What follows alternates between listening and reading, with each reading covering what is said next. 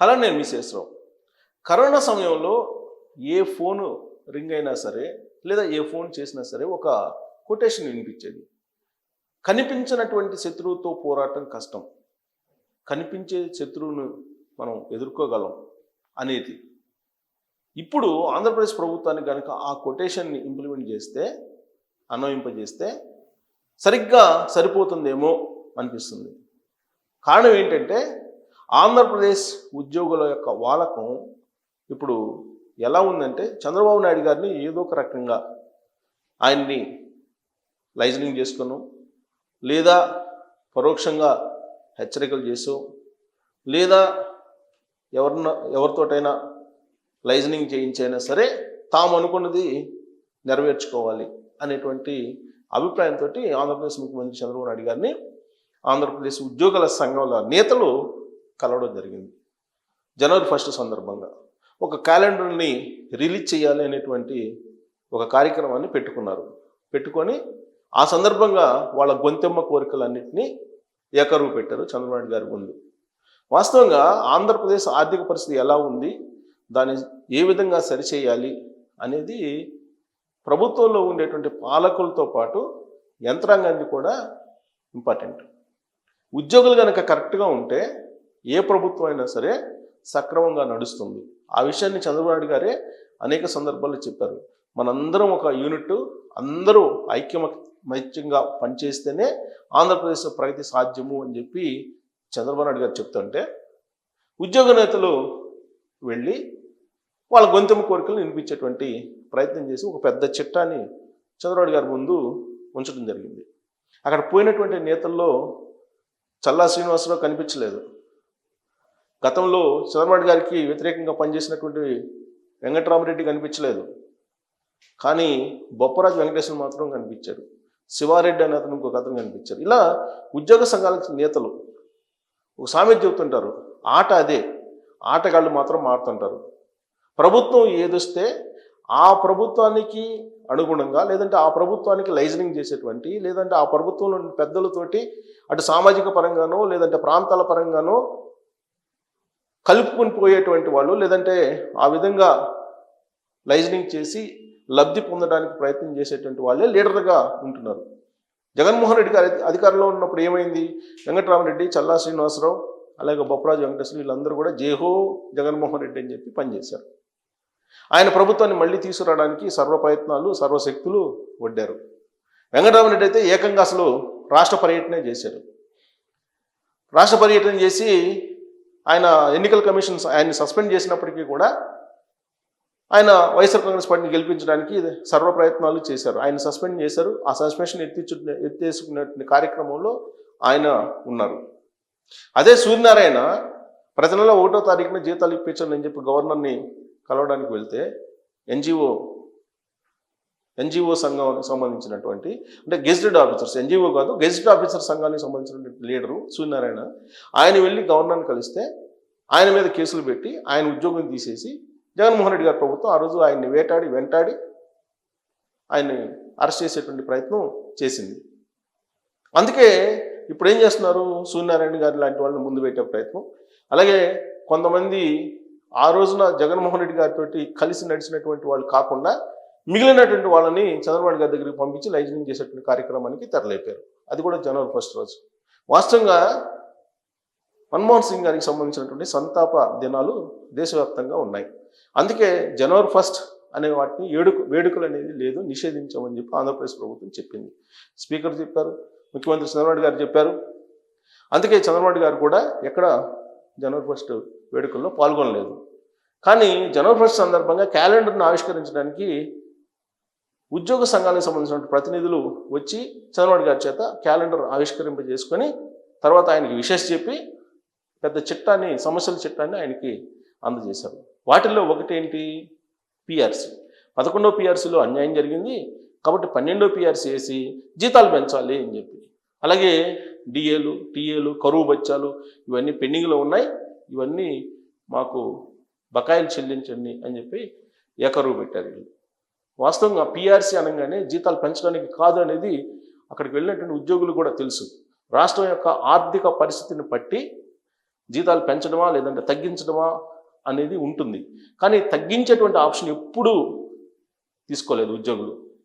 Corona సమయంలో కూడా ఇంటి దగ్గర కూర్చొని జీతాలు తీసుకున్నారు తప్పితే స్వచ్ఛందంగా ముందుకు వచ్చి కరోనా కదా మేము పని చేయట్లేదు కదా ఇంత జీతాలు ఎందుకు అని చెప్పి ఒక్కరు కూడా స్వచ్ఛందంగా ముందుకు వచ్చి ప్రభుత్వానికి అట్లీస్ట్ ఖజానాకి విరాళంగానో ఇచ్చినటువంటి దాఖలాలు కూడా లేవు. ఏ ఉద్యోగి కనీసం ఆదుకోవడానికి ప్రజలను ఆదుకోవడానికి ముందుకు రావాలి. లక్షల జీతాలు ఇంట్లో కూర్చొని తీసుకున్నారు 2 సంవత్సరాల పాటు కూడా. కొంతమంది కొన్ని డిపార్ట్మెంట్లు మాత్రమే పనిచేసాయి. అసలు ఇంట్లో నుంచి అడుగు పెట్టకుండానే లక్షల జీతాలు తీసుకున్నారు. కనీసం ఏ ఒక్కళ్ళైనా ఇంత జీతాలు అవసరం లేదు మేము పనిచేయట్లేదు కదా అని చెప్పి అన్నారంటే ఒక్కళ్ళు కూడా కనిపించరు. దాదాపుగా ఎవరు కనిపించలా. మరి ఇలాంటి ఉద్యోగులు సమాజం పట్ల బాధ్యత వ్యవహరిస్తున్నారా అని అంటే వాళ్ళ హక్కుల కోసం పోరాడుతున్నారు తప్పితే ఎప్పటికప్పుడు బాధ్యతలను విస్మరిస్తున్నారు అనేటువంటి భావన ప్రజల్లో ఉంది. అందుకే ఉద్యోగులంటే ప్రజలకు ఒక రకమైనటువంటి యావగింపు ఉంది, వాళ్ళ మీద వ్యతిరేకత ఉంది. పైగా వాళ్ళు ఏమంటారు, మేము 15 లక్షల మంది ఉన్నాం, మేము ప్రభుత్వాన్ని పడగొట్టగలం, నిలబెట్టగలం అనేటువంటి వ్యాఖ్యలు అనేక సందర్భాల్లో ఈ ప్రభుత్వ ఉద్యోగుల సంఘం నేతలు కొంతమంది వ్యాఖ్యానించారు. అసలు ప్రభుత్వాన్ని వీళ్ళెవరు పడగొట్టడానికి, వీళ్ళెవరు దించడానికి, వీళ్ళ పర్సెంటేజ్ ఎంత, వీళ్ళ రేషియో ఎంత? ప్రజలు తిరగబడితే ప్రభుత్వాలు పడిపోతాయి, ప్రజలు ఆగ్రహిస్తే ప్రభుత్వాలు పోతాయి. అంతే తప్ప కేవలం 1%, 2% ఉన్నటువంటి ఉద్యోగులు తిరగబడితే ప్రభుత్వాలు మారిపోతాయా? ప్రభుత్వాలు తిరగబడతాయా? 2024 ఎన్నికల్లో ప్రభుత్వ ఉద్యోగులు ఓట్లు వేస్తే, పోస్టులో ఓట్లు వేస్తేనే కూటమి ప్రభుత్వం వచ్చిందా? కాదు కదా. ఒకవేళ వచ్చింది అనుకున్నాం, వాళ్ళు వేస్తేనే వచ్చింది అనుకుందాం, వాళ్ళు బాధ్యత వ్యవహరించాలి కదా. ప్రజలు, సమాజం ఏ స్థితిలో ఉంది, రాష్ట్రం యొక్క ఆర్థిక పరిస్థితి ఏ విధంగా ఉంది అనేది సామాన్యుల కన్నా కూడా ప్రభుత్వ అధికారులకి బాగా అవగాహన ఉంటుంది. ఇటీవల కాలంలో అసెంబ్లీ సమావేశాల్లో ఆర్థిక మంత్రి పయ్యావుల కేశవ్ గారు చెప్పింది ఏంటంటే రాష్ట్ర రెవెన్యూలో 99% ఉద్యోగుల యొక్క జీతభత్యాలకు పోతుంది, 1% మాత్రమే అభివృద్ధికి రాష్ట్రానికి పెట్టాల్సి వస్తుంది అని చెప్తున్నారు. అంటే 100 రూపాయల ఆదాయం వస్తే 99 రూపాయలు ఉద్యోగులకు జీతభత్యాలకు వెళ్తే 1 రూపాయి మాత్రమే రాష్ట్రంలో ఉండేటువంటి 5 కోట్ల మందికి పంచాల్సి వస్తుంది, 1 రూపాయిని. ఇది వాస్తవ పరిస్థితి ఆంధ్రప్రదేశ్ది. ఇలాంటి సిచ్యువేషన్లో పిఆర్సీ వేయమని చెప్పి డిమాండ్ చేస్తున్నారు. ఇప్పటికే లక్షల జీతాలు తీసుకుంటున్నారు. ఎప్పుడు కూడా రాష్ట్రం విడిపోయిన తర్వాత ఆర్థిక లోటుతోటి, రెవెన్యూ లోటుతోటి ఏర్పడినటువంటి ఆంధ్రప్రదేశ్ ప్రభుత్వం ఉద్యోగులకి ఎప్పటికప్పుడు పెద్దపీట వేస్తూ వచ్చింది. అది కూడా చంద్రబాబు నాయుడు గారి హయాంలోనే పెద్దపీట వేస్తూ వచ్చారు. ఆ విషయంలో జగన్మోహన్ రెడ్డి గారు ఎప్పటికప్పుడు వాళ్ళని కంట్రోల్ చేస్తూ వచ్చారు.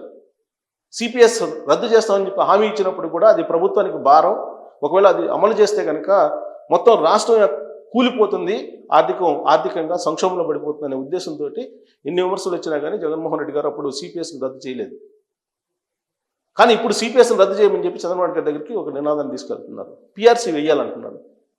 పిఆర్సీ వేస్తే, జీతాలు పెంచితే రాష్ట్రం యొక్క ఆర్థిక పరిస్థితి ఏంటి? ఒక లక్షల జీతాలు తీసుకుని ఒకవైపు జీడిపి తగ్గుతుంది, గ్రోత్ రేటు తగ్గుతుంది, రాష్ట్రం అప్పుల పాలవుతుంది. ఇవన్నీ చెప్తుంది వాళ్ళే లెక్కలు. ఆర్థిక మంత్రి చెప్తున్న దాని ప్రకారం 99% జీతభత్యాలకు వెళ్తే మిగతా ఏముంది రాష్ట్రానికి? ఏం చేయాలనుకుంటున్నారు? ఇప్పటికే WHRలు, అలాగే హైదరాబాద్ నుంచి వెళ్ళడానికి ఉచిత బస్సు, ఉచిత ట్రైను, తినటానికి, ఉండటానికి అన్నీ చంద్రబాబు నాయుడు గారు ఫ్రీగా ఇస్తున్నారు వాళ్ళకి.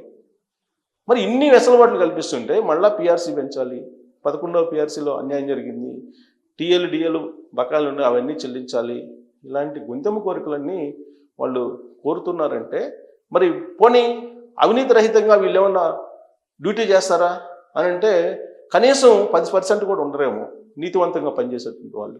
ప్రతి వాళ్ళు టేబుల్ కింద చేపెట్టే వాళ్ళే. 10% కూడా ఉండరు నిజాయితీవంతులు. దాని గురించి ఇప్పుడు మాట్లాడరు. కనీసం ఈ ప్రభుత్వ సంఘాలు ఏదైతే ఉన్నాయో, ఈ ప్రభుత్వ సంఘాల పేరుతో ఉన్నటువంటి నేతలు ఎవరైతే ఉన్నారో అవినీతికి సంబంధించినటువంటి అధికారులని శిక్షించాలని చెప్పి ఏ రోజన్నా వాళ్ళు అడిగారా? వాళ్ళని డిస్మిస్ చేయాలని చెప్పి డిమాండ్ చేశారా? అలాంటి డిమాండ్లు ఎప్పుడు చేయరు. కేవలం వాళ్ళకి రావాల్సినటువంటి హక్కుల గురించి మాట్లాడతారు తప్పితే సమాజం పట్ల బాధ్యతగా మనం వ్యవహరిస్తున్నామా లేదా అనే దాని మీద ఏ రోజు వాళ్ళు మీటింగ్ పెట్టుకొని సమీక్షించుకున్నటువంటి దాఖలాలు లేవు.